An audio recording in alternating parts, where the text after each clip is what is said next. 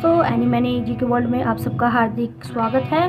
तो ये सीरीज़ ऐसी है कि शॉर्ट में रहेंगे और क्वेश्चंस आपको बहुत बताए जाएंगे, चाहे वो हिस्ट्री है, भूगोल है, सभी आपको क्वेश्चंस बताए जाएंगे। तो बड़े ध्यान से सुनिए और हम इसे जल्दी जल्दी ख़त्म करेंगे। पहला क्वेश्चन है, आर्यों का निवास स्थल होने के कारण भारत एक अन्य नाम से जाना जाता था, उसका नाम है आर्यभट्ट। ठीक है। फिर है दूसरा क्वेश्चन, सर्वप्रथम भारतवर्ष नाम का उल्लेख किस अभिलेख में हुआ था? तो हाथी गुफा अभिलेख में हुआ था। भारत में बाहर सर्वाधिक प्राचीनतम अभिलेख की प्राप्ति किस स्थान पे हुई थी? तो बोगजखोई से, जो मध्य एशिया में है, वहाँ पे हुई थी। शाक्य मुनि बुद्ध के जन्मस्थल का उल्लेख किस प्राचीन अभिलेख साक्ष्य में हुआ था? तो रमनदेई अभिलेख में हुआ था।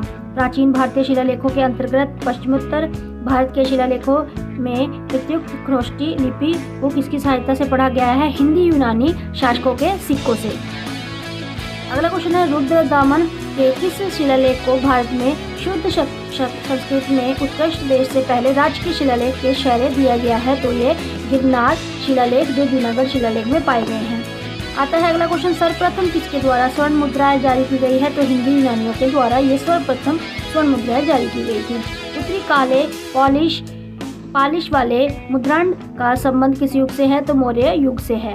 चित्रत्र धूसर मुंडंड से किस काल की पहचान की जाती है? तो उत्तर वैदिक काल की पहचान की जाती है।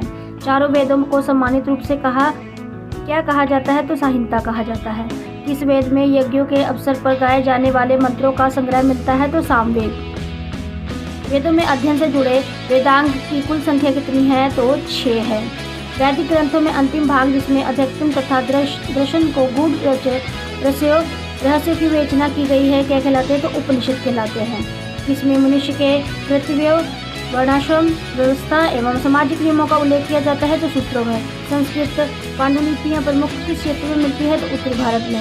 इस पुराण का संबंध देवी दुर्गा से है, जिसमें दुर्गा सप्तशती नामक अंश शामिल है, तो मार्कंडेय पुराण का। जातक तथा पिटक किस साहित्य के दो प्रमुख भाग हैं? तो बौद्ध साहित्य के, जातक और पिटक। प्राचीनतम जैन ग्रंथ की रचना किस भाषा में की गई है? तो प्राकृतिक भाषा में की गई है। अगला क्वेश्चन है, बृहद कथा कोश के लेखक कौन है? तो हरिशेन थे। अगला क्वेश्चन है, बिंदुसार के शासन में अशोक द्वारा आवंटित महाजनपद पर विजय की चर्चा किस में मिलती है? तो समंत पासादिका अघोष में मिलती है। इसी तरह हमारे ये क्वेश्चन समाप्त होते हैं। अगली वीडियो के लिए हमारे साथ जुड़े रहें। धन्यवाद। आपका समय शुभ हो। Take care.